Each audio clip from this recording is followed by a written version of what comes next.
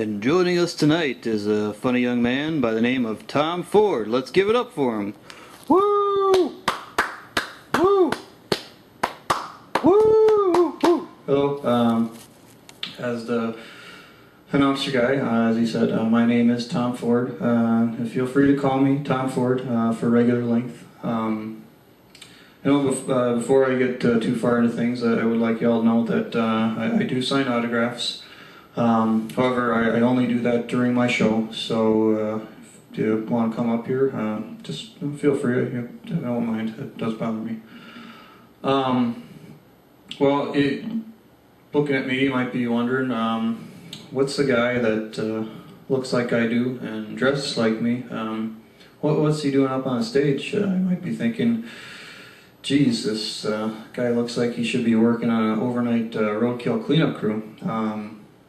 It might be a little bit of truth to that. Of course, if that is indeed what you were thinking, I'd consider you to be a very superficial and shallow person. And whenever it is that you do die, I do hope that your death is quite painful and slow.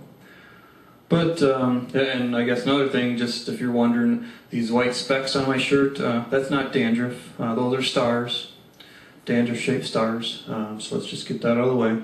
But anyway, I'd say one of the main reasons why I'm wanted to give this stand-up comedy stuff a shot was I've always been pretty big into philosophy.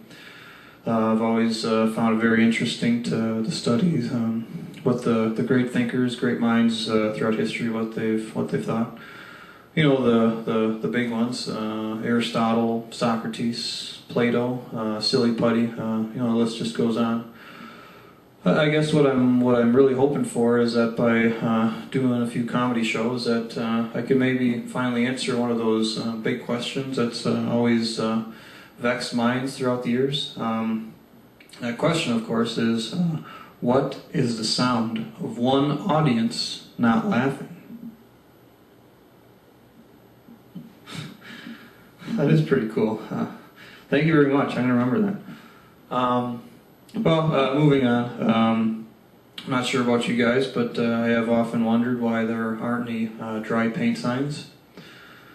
I work nights a lot of times, and the other night I was on my way home driving. The route I take, I drive past this pretty big car dealership, and it was kind of strange because driving by there, and I could tell there was just all kinds of customers still there getting cars.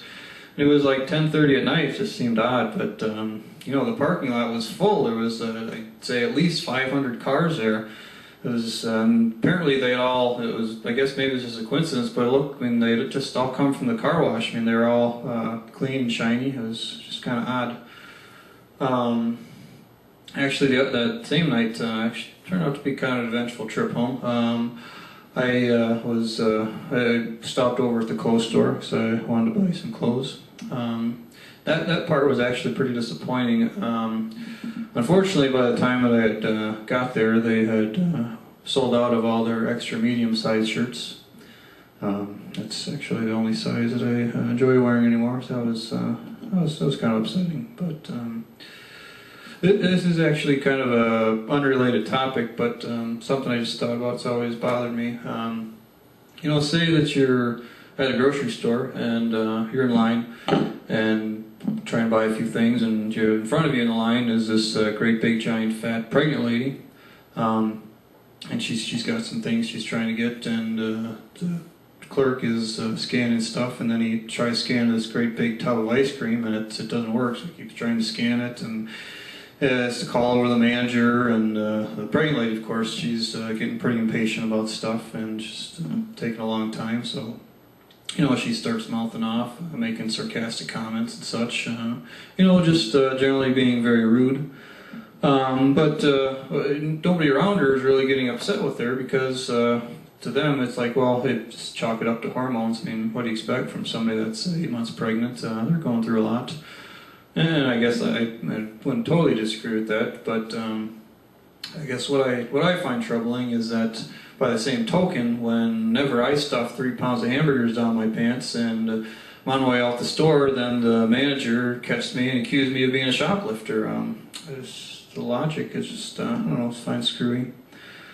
Well, I guess I'd say I had a really good childhood, loving parents, great brother, real wholesome, all-American, just real solidly middle class all the way. Never had too much money, but same way, we never had too little. Actually, I guess I'd say my favorite time of year when I was growing up was the summer. Me and my brother, we'd go out to the neighborhood, meet up with some of the other kids from the block, and we'd have these epic Yo Mama battles. Just trying to think, like, one of them would be like, Yo Mama is so middle class, she goes to nice restaurants, but she has to eat an appetizer as a whole meal. That was a good one.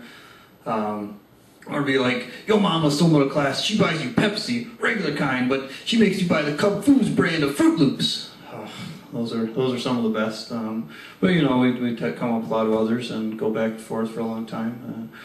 Those are always fun. You know, what else do I remember about being a kid? Well, when I was real young, my brother and I, we used to share the same bedroom. Oftentimes slept in the same bed. Those are always some great memories. Just be, you know, the two of us just lying there.